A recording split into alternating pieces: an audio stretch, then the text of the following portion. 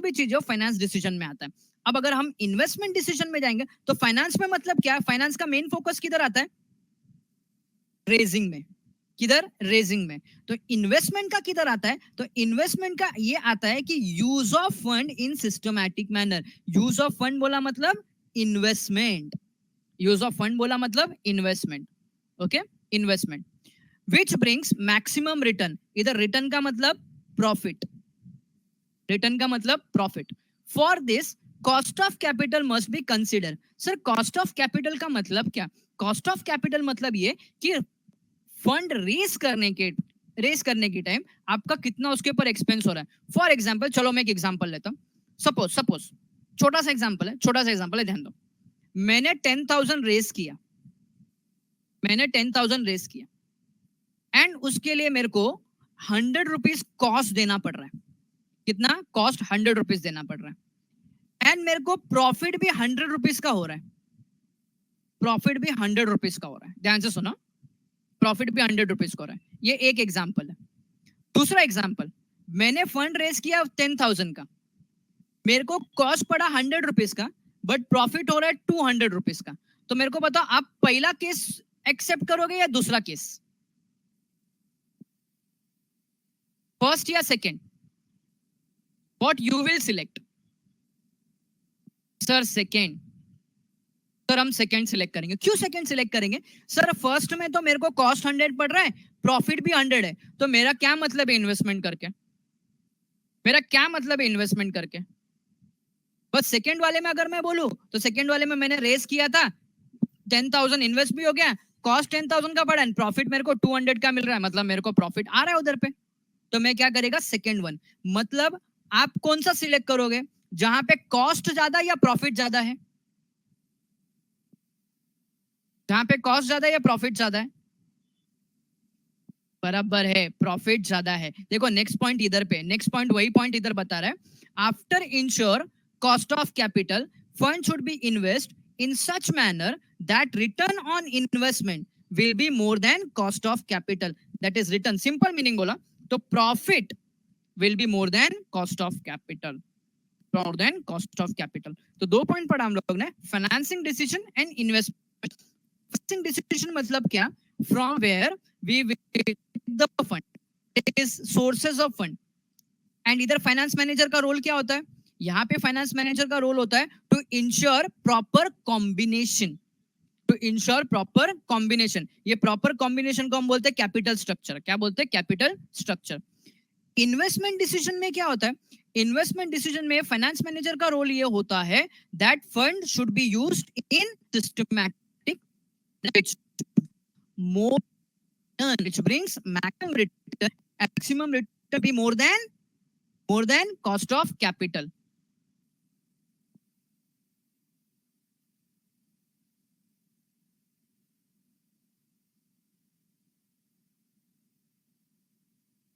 ये voice clear नहीं है क्या?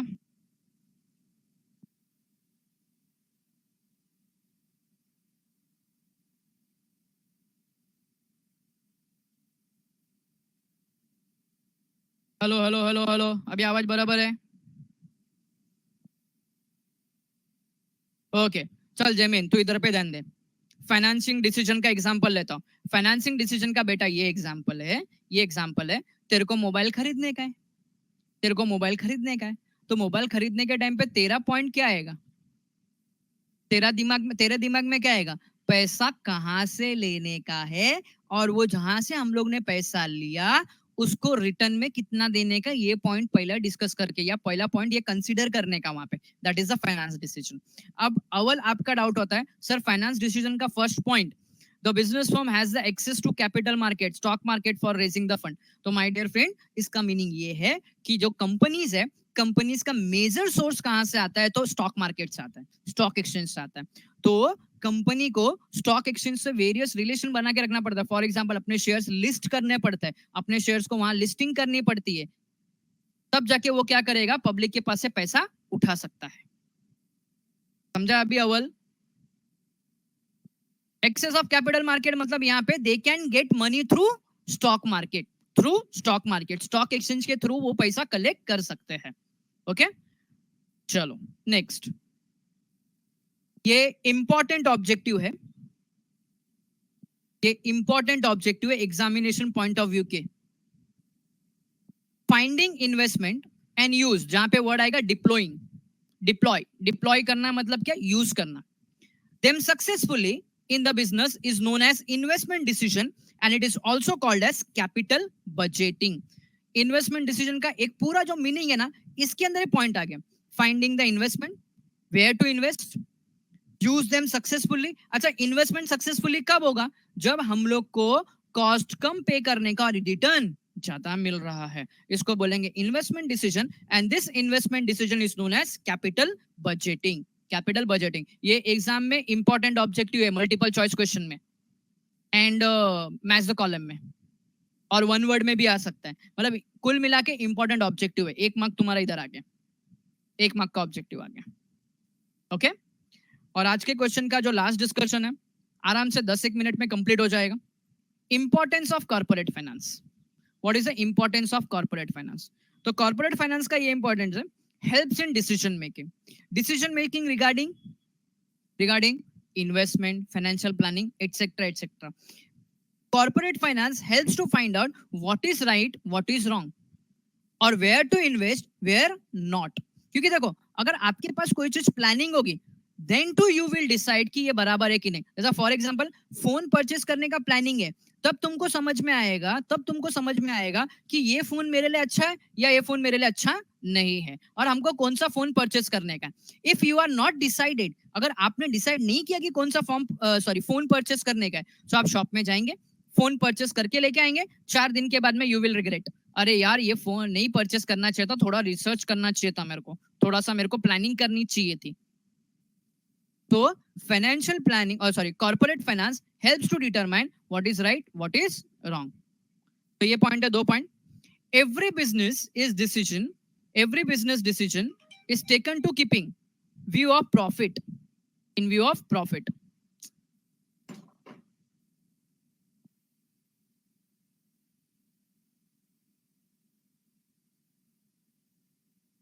ये वॉइस ब्रेक हो रहा है क्या सबको? सबको ब्रेक हो रहा है?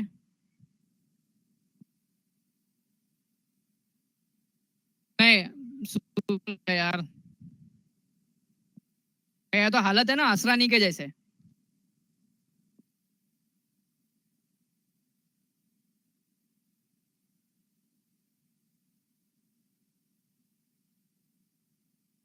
ओके चलो, अभी क्लियर हो गया रहेगा तुम लोग को, वॉइस अभी क्लियर हुआ रहेगा। चलो, तो हम बच्चों डिस्कस करते हैं, आज के लेक्चर में कंप्लीट करने का मेरे को, और मैं कंप्लीट करूंगा, बोला है तो कंप्लीट होएगा। चलो, so importance of corporate finance, तो helps in decision making. So every decision of the business is taken to keeping in view of profit. हमको प्रॉफिट कमाने का है, yes, everyone is objective is to earn profit, yes. Next point है, best alternative must be selected among number of alternatives to increase, that is enhance profit by the management. alternative मतलब option.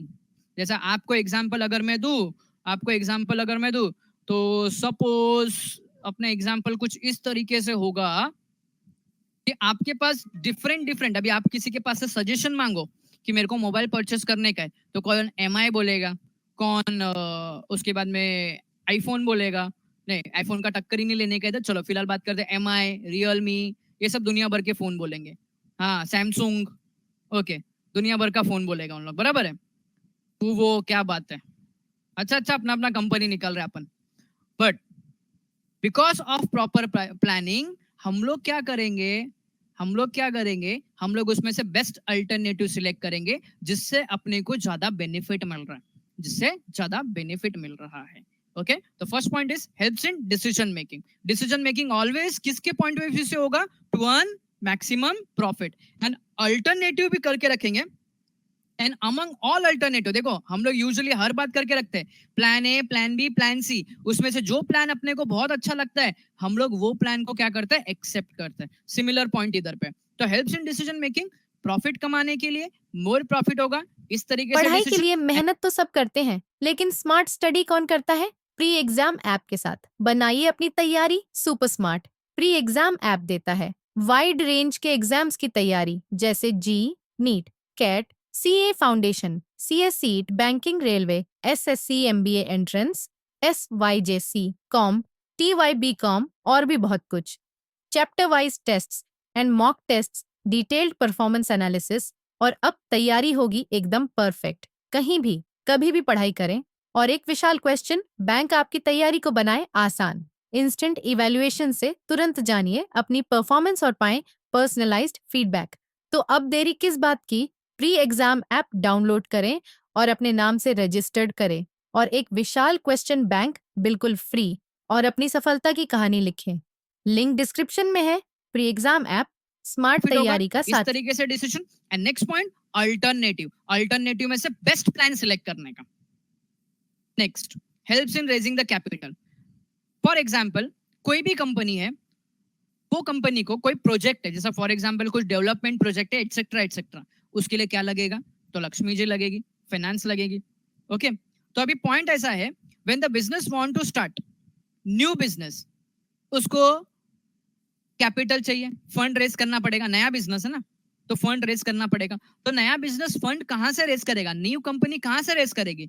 तो issuing equity share, bond, debenture और taking loan from bank. अभी कुछ लोगों के दिमाग में आएगा, सर ये बॉन्ड क्या है, डिबेंचर क्या है? तो एक सिंपल बोलो, इतना खाली आज के लेक्चर के लिए या चैप्टर नंबर 4 तक के लिए सिर्फ इतना माइंड में बिठा के रखो, बॉन्ड एंड डिबेंचर मतलब क्या?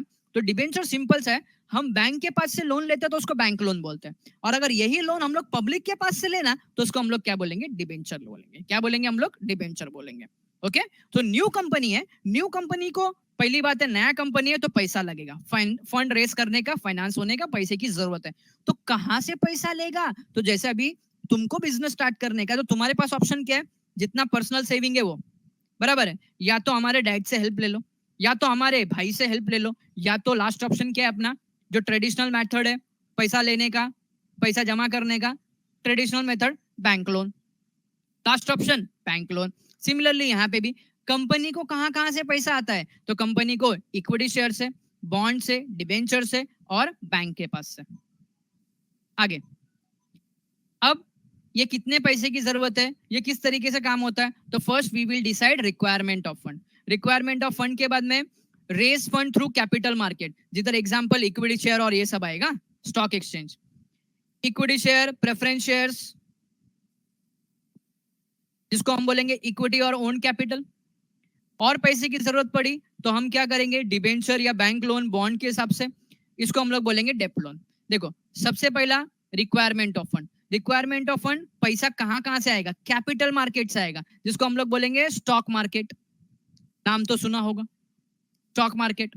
अभी भी पैसे की जरूरत है तो हम किधर से लेंगे? डिबेंचर, बैंक लोन से, जो हम लोग या तो पब्लिक के पास से लेंगे या तो बैंक के पास से लेंगे। तो जो पैसा हम लोग ने equity shares and preference share से कमा लिया है ना पैसा, जो फंड हम लोग ने equity share and preference share से लिया ना, उसको बोलेंगे इक्विटी और ओन कैपिटल। ओन मतलब अपना। अब सिंपल बात है, आपने लास्ट टाइम पढ़ा था, मैंने पढ़ाया भी था, जो शेयर परचेस करता है share holder, and share holder कौन होता है? मैनेजर होता है या ओनर होता है? शेयर होल्डर कौन होता है? मैनेजर होता है, ओनर होता है? ओनर होता है, एग्जैक्टली, वेरी गुड, ओनर होता है। तो माय डियर फ्रेंड्स, ओनर बोला मतलब ओन कैपिटल, खुद का पैसा। ओके, एंड बाहर वालों के पास से डेब्ट है, लोन है, कर्ज है, कर्ज, पैसे का कर्ज। ओके, बाहर वालों के पास से लिया, बाहर वालों के पास से बोरो किया, दैट इज आवर ऑब्लिगेशन, वो हमारा डेब्ट है, तो उसको हम लोग बोलेंगे लोन या तो डेब्ट बोलेंगे। लोन या तो डेब्ट, लोन, डेब्ट, इधर वर्ड यूज कर दो तो कैपिटल। सर इक्विटी मतलब, बेटा ये ना मैं तुमको सेकंड चैप्टर जब स्टार्ट होगा ना तब तुमको बताऊंगा मैं। इक्विटी का सिंपल मीनिंग इतना याद रख करके रखो, शेयर्स। सिंपल मीनिंग याद करके रखो, शेयर्स। आगे, helps in research and development, which is very important. अच्छा मेरे को एक बात बताओ, तुम जो फोन यूज कर रहे हो, ये फोन जब से लॉन्च हुआ तब से सेम है क्या? जब से लिया तो ये कंपनी का जो फोन है वो क्या सेम ही है क्या? सेम है क्या? ना सर, रिवॉल्यूशन हो गया, धीरे धीरे रिवॉल्यूशन होते गया फोन के अंदर। देखो फोन के अंदर रिवॉल्यूशन होते गया, जैसे यहाँ पे फॉर एग्जांपल अपने पास है, जैसे मैंने इधर पे एक आईफोन रखा है, आप देखो आईफोन के अंदर कितने कितने रिवॉल्यूशन हो गया, अभी तो और आते रहेगा, एक एक एक एक, एक आते रहेगा। ओके, अच्छा ये जो इन लोग चेंजेस करता है, ये क्या अपने मन से करता है क्या? ये क्या चेंजेस अपने मन से करता है क्या? नहीं, अपने मन से नहीं करता है। इसके लिए इन लोग क्या करते हैं? रिसर्च एंड डेवलपमेंट करते हैं। हाँ, जैसे अव्वल ने बोला पब्लिक डिमांड। अव्वल, इनको मालूम कैसा पड़ेगा कि पब्लिक डिमांड है? ये इन लोग क्या करेंगे? रिसर्च करेंगे। क्या करेंगे? रिसर्च करेंगे। रिसर्च करने के बाद में प्रोडक्ट में डेवलपमेंट करेंगे। जैसा मैं एक एग्जांपल दूं, तो स्टार्टिंग में आप अगर ऑब्जर्व करो, तो स्टार्टिंग में जो मेन कैमराज होते हैं, वो मेन कैमराज बहुत अच्छे क्वालिटी के होते थे। लेकिन जब से ये जो सेल्फी का ट्रेंड आ गया, तो मेन कैमरा तो अच्छा ही है, लेकिन सेल्फी कैमरा को भी एनहांस कर दिया उन लोग ने। मतलब इन शॉर्ट अगर मैं बोलूं, तो टेक्नोलॉजी में चेंज किया। अच्छा, टेक्नोलॉजी में चेंज किया, ये बात बराबर है क्या? लेकिन विदाउट मनी, विदाउट फाइनेंस, हम लोग टेक्नोलॉजी चेंज कर सकता है क्या? बोलो जरा, हम लोग चेंज कर सकते हैं technology? No, never, never. Because हमको सॉफ्टवेयर भी अगर डेवलप करने का है, वी रिक्वायर्ड फंड, उसमें पैसा देना पड़ेगा हमको। क्यों? डायरेक्टली चेंज नहीं होगा, उसमें रिसर्च करना पड़ेगा कि हम ये मशीनरी में रिसर्च कर रहे हैं, ये सब कर रहे हैं, प्रॉपर्ली वर्क होगा कि नहीं। तो इसके लिए बिजनेस के एक्सपांशन एंड ग्रोथ के लिए, एक्सपांशन मतलब बिजनेस का लिमिट बढ़ाने का, एक्सपांशन एंड ग्रोथ के लिए रिसर्च एंड डेवलपमेंट की जरूरत है। एंड रिसर्च एंड डेवलपमेंट के लिए क्या चाहिए? फंड चाहिए। क्या चाहिए? फंड चाहिए। थ्रू आउट द प्रोसेस हर बार पैसे की जरूरत है। ओके, और पैसे की जरूरत आ गई, तो वहां पे सिंपल सी बात है, फाइनेंस इंक्लूड हो जाएगा। Next, help in smooth running of the business. अच्छा, smooth running of the business. So smooth running of the business, इसमें बहुत सारे पॉइंट है। जैसा खाली एक एग्जांपल लो, अभी एम्प्लॉइज है, वर्कर्स है। अच्छा, एम्प्लॉइज एंड वर्कर्स को मैं अगर रेगुलरली पेमेंट करेगा, जैसे आज डेट है पेमेंट का, आज मैंने सैलरी दे दी, तो उन लोग इफेक्टिवली काम करेंगे। यस और नो? यस और नो? यस। अगर उनको मैं टाइमली पेमेंट नहीं करता, यस बराबर, स्मूथ वर्क होगा, यस परफेक्ट। अगर मैं उनको टाइमली पेमेंट नहीं देता, तो उन लोग भी ना मेरे के साथ में ऐसे ही काम करेंगे, जब मर्जी किया तो काम करेंगे, नहीं तो नहीं करेंगे। दूसरा, मैं रॉ मटेरियल परचेस करने का है मेरे को। अगर रॉ मटेरियल मैंने परचेस किया, सामने वाले पार्टी को, दैट इज क्रेडिटर, क्रेडिटर को अगर मैं टाइम टू टाइम पेमेंट करते रहेगा, टाइम टू टाइम पेमेंट करता रहेगा, तो टाइम टू टाइम क्या करेगा? मेरे को सप्लाई करेगा। इफ वो टाइम टू टाइम सप्लाई करेगा, तो मैं टाइम टू टाइम क्या करेगा? प्रोडक्शन करेगा। और दूसरा एग्जांपल लूं, तो बैंक लोन का एग्जांपल लेता हूं। अगर मैं बैंक का इंटरेस्ट टाइम टू टाइम पे करेगा, टाइम टू टाइम, ध्यान दो, टाइम टू टाइम बैंक का इंटरेस्ट में पे करते रहेगा, तो नेक्स्ट टाइम जब मेरे को लोन की जरूरत पड़ेगी बिजनेस चलाने के लिए, तो बैंक सामने से लोन देगा मेरे को, सामने से लोन देगा। लेकिन बच्चों एक सिंपल सा एग्जांपल है, अगर मैं टाइम टू टाइम मेरे को पेमेंट करने का है, टाइम टू टाइम मेरे को इंटरेस्ट पे करने का है, टाइम टू टाइम मेरे को for example raw material purchase करने के लिए पैसा देने का है, ये सब के लिए मेरे पास क्या होना चाहिए? हाथ में, मेरे पास हाथ में क्या होना चाहिए? ये टाइमली सब करने के लिए